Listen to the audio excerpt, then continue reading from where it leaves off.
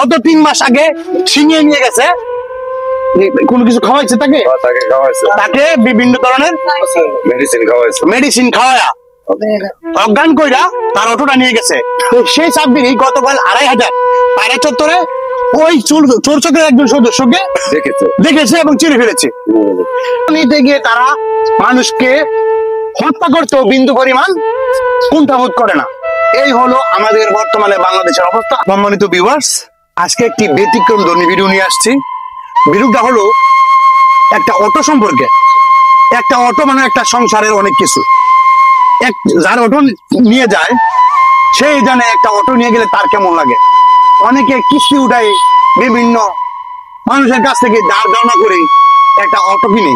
এই অটো বিভিন্ন অসাধু চক্র, যারা অসাধু চক্র লোক, তাদেরকে বিভিন্ন মলম পার্টি বিভিন্ন হুসলায়া মুসলায়া বিভিন্ন সিস্টেমে অটো নিয়ে যায়। যাদের অটো নিয়ে যায় এরকম একটা ভিডিও নিয়ে আপনাদের সামনে হাজির হয়েছি। তো গতকাল 2500 পায়রা চত্বর থেকে এক অসাধু চক্র অটো নেওয়ার জন্য চেষ্টা করেছিল।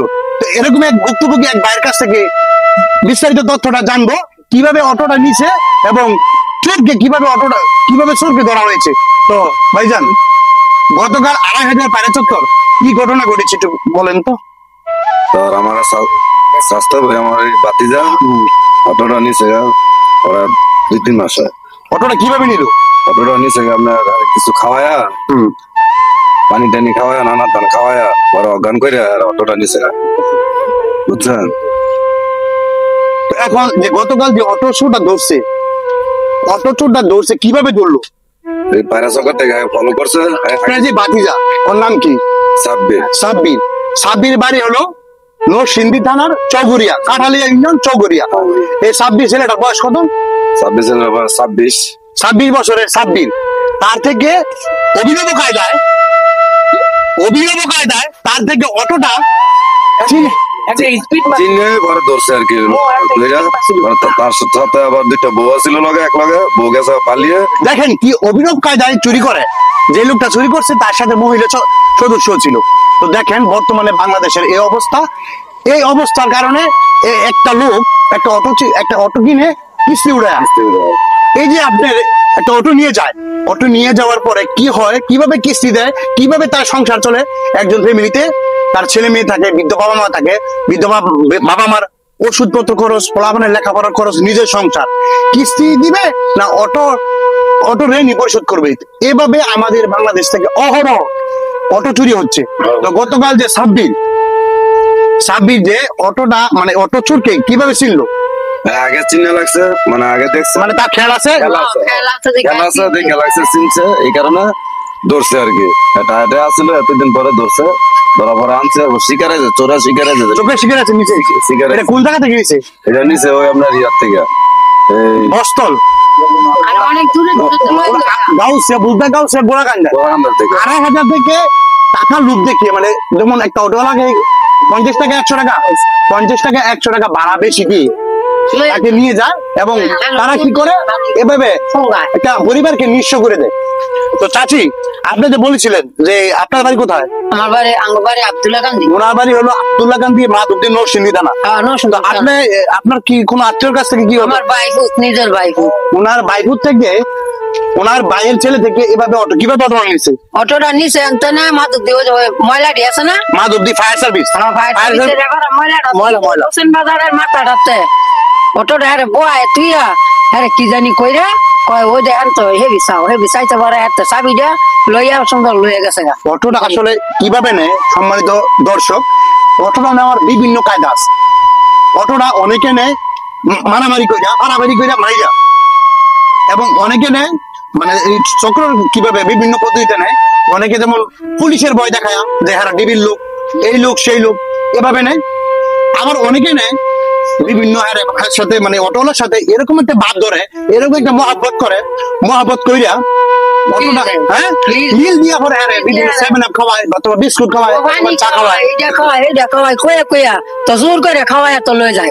আর যাদেরকে এভাবে ফাঁদে না ফেলতে পারে তারা কি করে, অবশেষে তারা কি করে একদম অটো নিতে গিয়ে মানে একজন মানুষকে খুনও করে ফেলে। এই যে কিছুদিন আগে ফেসবুকে ইউটিউবে একটা ভিডিও দেখছি যে নরসিংদী রায়পুরার একটা মাদ্রাসার মানে মাদ্রাসার ছাত্র তাকে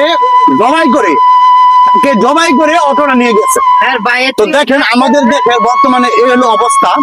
তো আমার তো একটা অটো নিচ্ছে। এই যে ভাইয়া, এই যে আচ্ছা ভুক্তভোগী, আপনি কি অটো না রিক্সা? আমার নিশু গাড়ি নিচ্ছে আমার। ওনার একটা মিশু গাড়ি, আপনার গাড়িটা কিভাবে নিচ্ছে? আমার গাড়িটাতে যাত্রী উঠছে খৈরাতে না মাদুর দিয়ে যাইব, 3 জন যাত্রী উঠছে ছড়িয়া বাজার। খৈরা বাজার তো উঠছে, উঠছে আমার লগে কথা কইতে কইতে মাদুর দিয়ে পর্যন্ত গেছে। মাদুর দিয়ে ইলিয়াস সাহেবের হাসপাতালটার গেটের মুখে গেছে। ওই ইলিয়াস সাহেব হাসপাতাল হলো গরুহাট।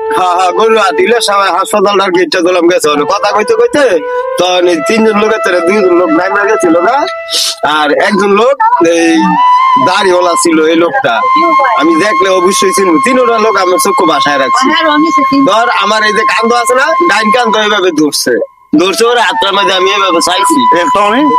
তখন হিয়ার ভরত থেকে আপনি গাড়িটা নিচ্ছে, আমি 3 দিন দিলাম অজ্ঞান আছি। মানে এটা হলো আপনারা মানে বললাম না যে বিভিন্ন পদ্ধতি অবলম্বন করে, এটা হলো মেডিসিন অজ্ঞান ফাটিক। এগুলো অজ্ঞান ফাটিক বিভিন্ন পদ্ধতিতে অটো রিক্সা, অটো মিশু। এখন আগে ছিল সিএনজি, আগে সিএনজি চুরি করতো, আর এখন বর্তমানে অটো চুরি করে এইভাবে অভিনব কায়দায়। তো আমি আমার এই যারা ভিডিওটা দেখবেন, যারা আমাদের এই কন্টেন্টটা দেখবেন, যারা অটো চালান অবশ্যই আপনারা সাবধান হয়ে যাবেন। এরকম কোন লক্ষণ দেখলে অবশ্যই অটো থামিয়ে কিভাবে তাদেরকে ধরে ফেলবেন। তো আমি বোঝা 12টা কিস্তি দিয়েছিলাম নিশুটা মাত্র। এই যে এই বড় ভাই আর সব গিরি কিস্তি আমার গরিব মানুষ কিস্তি উঠায় অটো কিনছে। অটো দিচ্ছি 1 লাখ। কিভাবে চলে তার সংসার? 1,20,000 টাকা কিনছিলাম। 1,20,000 কিভাবে চলে তার সংসার? তার বৃদ্ধ বাবা মা, তার ছেলে মেয়ের লেখাপড়ার খরচ কিভাবে চলে? এবং অটো নিতে গিয়ে তারা মানুষকে হত্যা করতেও বিন্দু পরিমাণ কুণ্ঠাবোধ করে না। এই হলো আমাদের বর্তমানে বাংলাদেশের অবস্থা, আইন শৃঙ্খলার অবনতি। তো সম্মানিত ভিউয়ার্স, আপনারা যারা অটো চালান অবশ্যই সাবধান হয়ে যাবেন, এই ধরনের কাজ থেকে বিরত থাকবেন। বিরিয়ানি খাওয়ায় পাওয়া যায় না। বিরিয়ানি, চা, বিস্কুট, কোকা কোলা মানে কোল্ড ড্রিঙ্কস, এইসব জিনিস আপনারা অপরিচিত কারো কাছ থেকে খাবেন না। মানে কোনো কিছু লোভটা গেল এইসব কাজ করবেন না, খাইবেন না, কোনো কিছুই না, ঠিক আছে? নিজের সতর্ক থাকবা, তাইলে আর কিছু হইব না। অবশ্যই সতর্ক থাকবেন, কারণ আপনার অটোটা আপনার একটা সম্পদ। আপনার উপর নির্ভর করে আপনার পরিবারের। আর বুঝানো যায় না তো আমার মতো এরকম বসবাস, ঠিক আছে? চেহারা একদম রূপবানের ভাই, বুঝা যায় না। একবার নায়কের লাইন দেওয়া যায় বদলের সাইজে ফোন করে আপনার ক্ষতি করতে হলে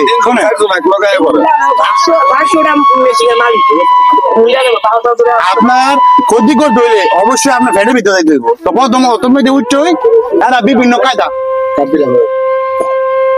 সাব্বির আব্বাই আসেন